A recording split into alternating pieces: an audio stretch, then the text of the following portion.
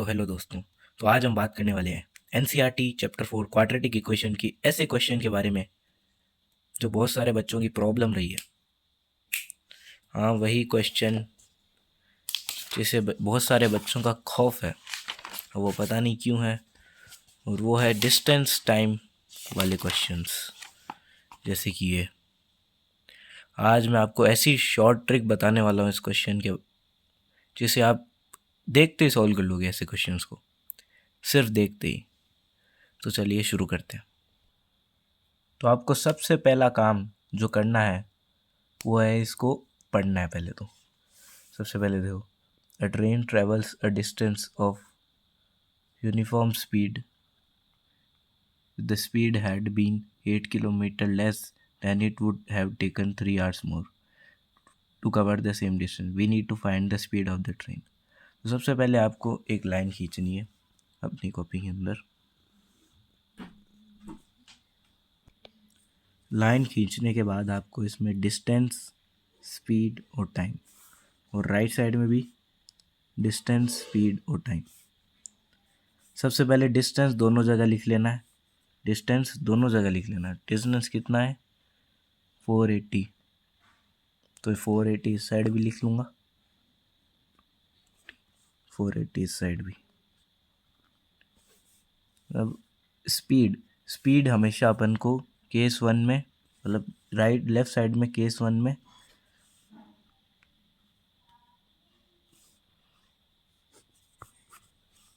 तो केस 1 में हमेशा एक्स लेट करनी है। ठीक है, हमें इस वाले साइड हमेशा एक्स लेट करनी है स्पीड। और दाव बाद में आता है टाइम। टाइम अपन को दे रखा है, अपन को टाइम का फॉर्मूला पता है।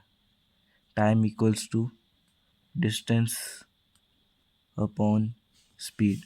ये फॉर्मूला आपने अपनी प्रीवियस क्लासेस में ज़रूर पढ़ा होगा।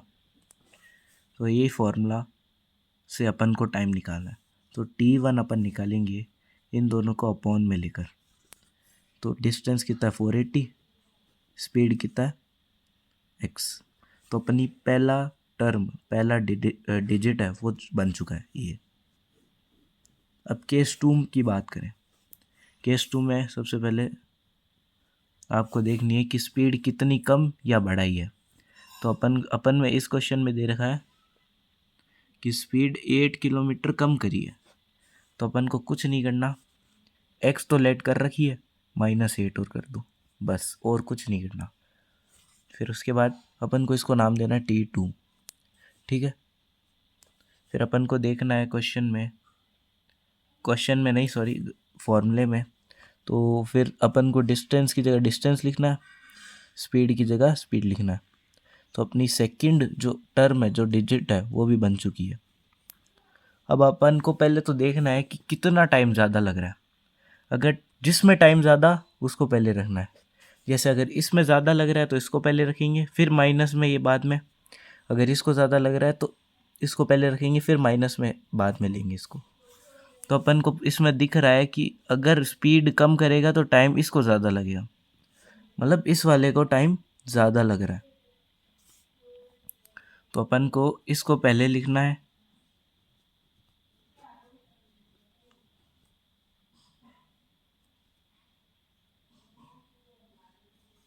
माइनस में करना है 480 अपॉन एक्स को। इतनी बात क्लियर है? सबसे पहले एक लाइन खींचो, डिस्टेंस की जगह डिस्टेंस, स्पीड एक्स में लेट करनी है। फिर T1, अपन को टाइम डिस्टेंस का फॉर्मूला पता ही ये होता है, तो अपन को डिस्टेंस अपॉन स्पीड करना है। फिर सेकंड में डिस्टेंस दोनों में सेम रहेगी, इसमें कोई भी गड़बड़ी नहीं है। स्पीड x-8, मतलब अगर ज़्यादा बढ़ाई है तो उस हिसाब से, और कम करिए तो उस हिसाब से। फिर T2 अपन ने इन दोनों को डिवाइड में ले लेना है, तो इससे अपनी सेकंड टर्म और फर्स्ट टर्म बन जाएगी। फिर उसके बाद जिसमें टाइम ज़्यादा लग रहा है, मतलब इसमें 3 घंटे ज़्यादा लग रहे हैं, है ना, तो इसको पहले ले लेंगे और इस वाले को बाद में माइनस करते बढ़े। कैसे करें? मतलब T2 माइनस T1 करेंगे अपन। और अगर इसमें टाइम ज़्यादा लग रहा होता ना, तो अपन इसको पहले लिख देते और इसको बाद में लिख देते। फिर इसको पहले लिख दिया तो अपन को क्वेश्चन में दे रखा है 3 घंटे ज़्यादा लग रहे हैं, तो अपन इक्वल्स टू 3 लिख दो। बस, ये आपकी इक्वेशन बन चुकी है। इक्वेशन बन चुकी है। और अब आपको क्वाड्रेटिक के फॉर्मूले से इसे सॉल्व करना है। अगर सॉल्व नहीं करना तो मैं आपको बता ही देता हूँ कैसे करते हैं। तो देखो, दोबारा देख लो एक बार, क्लैरिटी हो जाएगी। डिस्टेंस लिख लो, स्पीड एक्स लेट कर लो, फिर t1 स्पीड डिस्टेंस का फॉर्मूला पता है अपन को, तो 480 अपॉन एक्स। फिर केस 2 में अपन को क्या करना है, डिस्टेंस सेम ही रहेगी, स्पीड अगर बढ़ाई है तो वैसे प्लस में लिख दो और घटाई है तो माइनस कर लिख दो। तो स्पीड अपन ने घटा रखी है तो x-8, फिर t2 इन दोनों को डिवाइड में ले आओ। फिर टाइम किसमें ज़्यादा लग रहा है, केस 2 में। इस क्वेश्चन में केस 2 में टाइम ज़्यादा लग रहा है तो इसे पहले लिख दिया, और इसमें कम लग रहा है तो इसे बाद में लिख दिया।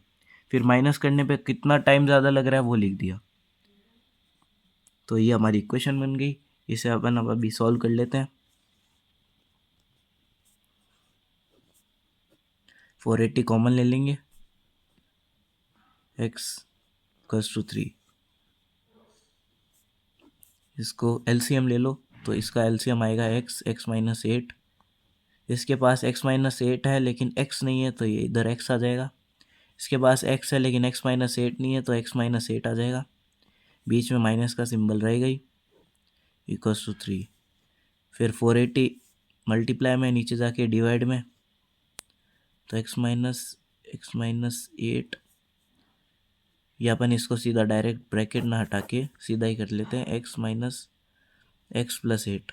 ठीक है, ब्रैकेट हटने के बाद फिर x का स्क्वायर माइनस 8x = 3/480। इसके बाद अपन को क्रॉस मल्टीप्लाई करना है 480, लेकिन रुको, इस x से x गया, फिर 488 = 3x² - 8x। मल्टीप्लाई कर लेंगे। देखो, ये इक्वेशन बनने के बाद हमारी ये क्वाड्रेटिक इक्वेशन बन चुकी है। फिर आंसर जो भी आए, 2 वैल्यूज़ आएगी, रूट्स 2 आएंगे इसके, तो हमेशा अपन को पॉजिटिव वाली लेनी है, क्योंकि टाइम हमेशा पॉजिटिव रहता है और अपन को भी पॉजिटिव रहना चाहिए। तो ये हमेशा पॉजिटिव वाली वैल्यू लेनी है। पॉजिटिव वाली वैल्यू ही हमारा इस क्वेश्चन का आंसर हो जाएगा।